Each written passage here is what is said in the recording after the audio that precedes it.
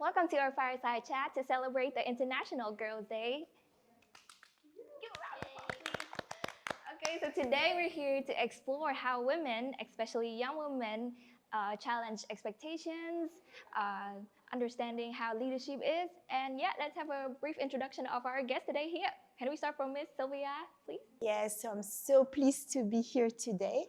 I'm Silvia Danailov, and I'm the UNICEF representative in Vietnam. I've been here for 1 year, and I'm so passionate about human rights and child rights and love this country. Okay, next up, Hoa, please. So hello, my name is Phương Hoa, and it's so nice for me to be here today. Currently, I am a senior at university. I'm advocate for environmental education, and also I support youth engagement in policy. Yes. My name is Hồng Anh, and I'm very honored to be here as a youth advocate at the intersection of gender and climate change. And that is something I'm passionate about, enhancing youth understanding of climate policies, especially for vulnerable groups. Okay, and I'm Trần Hồng Dương. I'll be moderating today's discussion. So yeah, let's have another round of applause. Okay, so yeah, let's have a kickoff. We will go right straight away to our first question. So women are expected to lead, to care, to take responsibilities both domestically and also in the workplace. So how can young women challenge these expectations and really redefine again what leadership is? So everyone, let's have each own answer here. Who wants to start first? Young women who need to be empowered to speak first. Okay, so yeah, let me speak first. Okay. Thank you, Dương, for the questions. I think that women, especially young leaders right now, we are put under immense pressure of being everything at once. Like women leaders have to be powerful, but yet expected to be gentle, like assertive, but expected to be likable. I think we should define the leadership, defining in a way that women were not doing it all, but we were doing it together. Like sometimes women leaders, especially young women leaders, we may not have a wide range of experiences, but we have the potential to facilitate the workload, to inspire the team, and to create a momentum that can lead the team, lead the community to move forward for our purposes. Oh, that's an important point. Yeah, let's move on to Hồng Anh. How about you? Another young woman. Another young woman. So building on top of that, I think it's an excellent point. A lot of people think when we talk about women or young girl empowerment, we are talking it in excess because we can already work, we can already, be part of the team. But what people tend to miss is that we are expected to be a leader, expected to be in a role of responsibility at work and also domestically as well. And I think that's the point that Hoa was excellently making. And the important thing is, and what I've been trying to practice also, is that to know how to say no, especially when it comes to assumed work from the societal norms for young girls. Like you're not supposed to stay late at work, let's say, or stay up late for school, and then also expected to cook the dish for your entire family when your brother or your dad are just there and are able and willing to help you. And I think that's a very important skills, lean onto. Yeah, another incredible point. How about Miss Silvia? I'm inspired with what you're saying because I think even though I'm a bit older, unfortunately, when I was also younger, I felt the same pressure on me to conform to the norms, what is expected. So in my case, I married and had children later because I was passionate about my work. So I think it's very important to know what we're passionate about and to believe in oneself. And in that case, you know, I think we can have it all. Family, if we choose to have one, a career, roles in communities, but there is a time for everything. And I think being able to say no, as you say, being able also to acknowledge that there are different types of leadership. And, you know, if we are assertive, doesn't mean we are aggressive. If we know what we want, doesn't mean we're stubborn. We're just determined. So having trust in ourselves is extremely important. And I think I had that when I was younger. But I am happy to hear that you acknowledge that. And there is a way to go to have balance in life. Yeah, and I think building on top of that it's the first step to, you know, saying no, right? Like you have to really be confident in what your boundaries are, what you are okay with, what you are not okay with, to really communicate that to your family members, to your friends, and that, yes, this is my current responsibility and that's it. Like even though things are expected of me, but I will not do that due to my capacity right now. And I think it's one excellent way, and also it's very hard. Like it's very hard to really balance all of those while, you know, being in the society that follows those. Wow. I think that you guys have all taken up my point. But I understand here that we all have to understand our boundaries, understand what we live here, what do we living, like for the means of what. Yeah, we have to understand that. We make balance ourselves and then we're good to go. Yeah, right? So yeah, let's moving on to the next question, shall we? Okay, so let's have a briefy introduction. Leadership isn't something that just happens.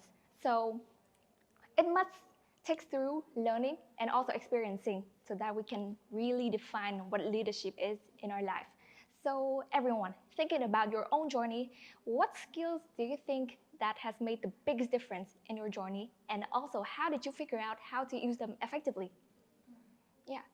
Silvia, you should start first now. Yes, so for me, maybe 3 points. First is to know what your passion is. Your passion, not what people expect you to be doing, but really what makes you click.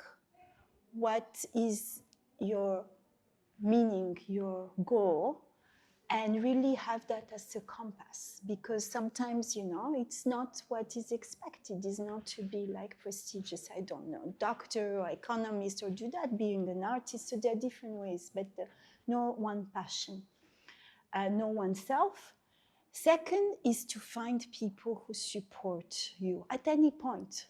When you are already more established, or we are all leaders here, but how can you have your network of people around you who know you, know what your passion is, you are able to articulate where you want to go. So finding allies.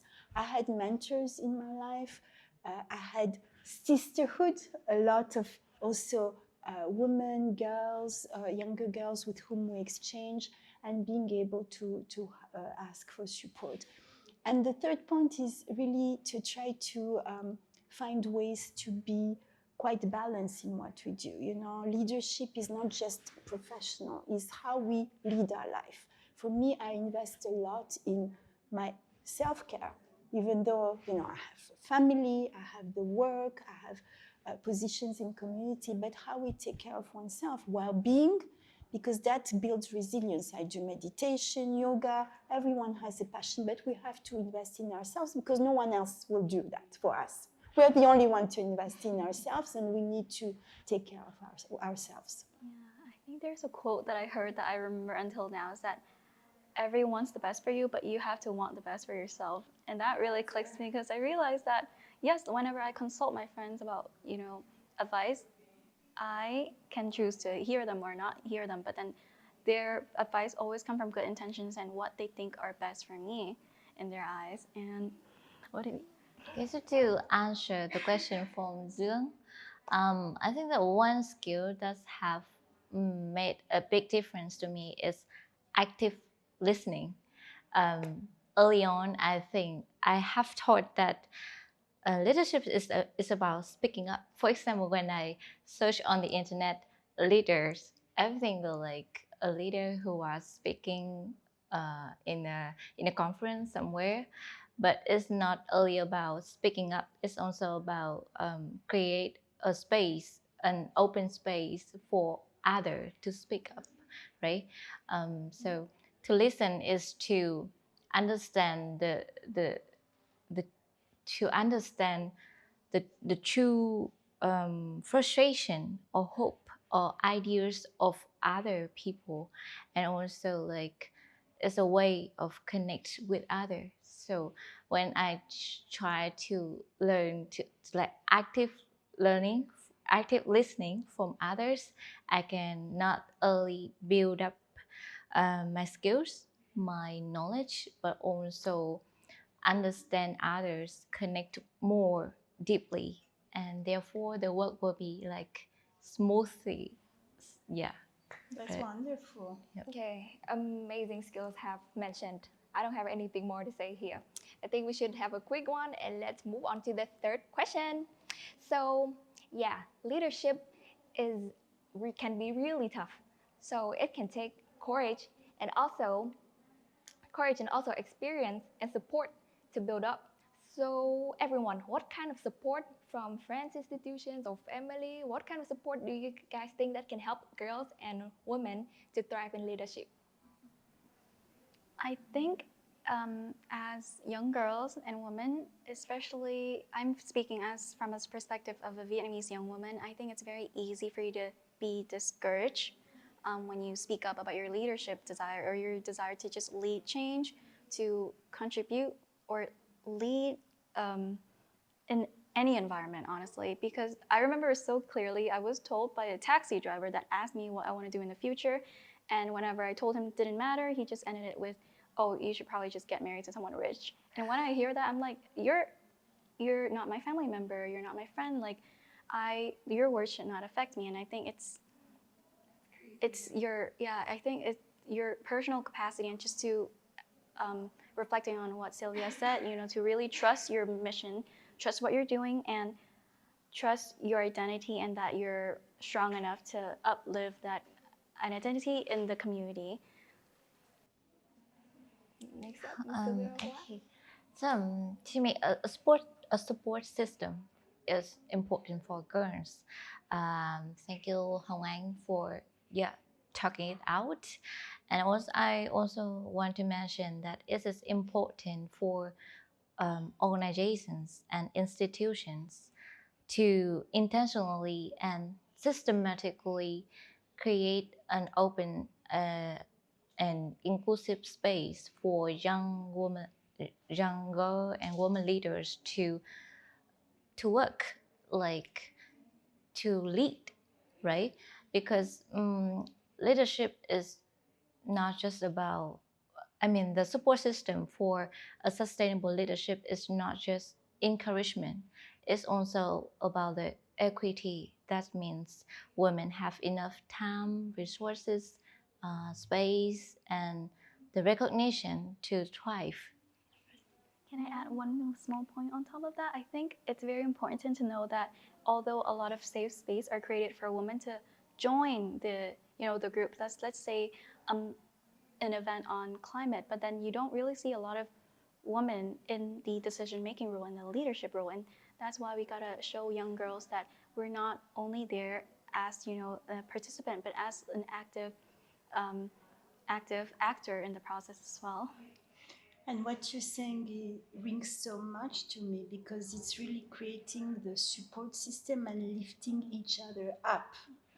Because who will give the space to young girls?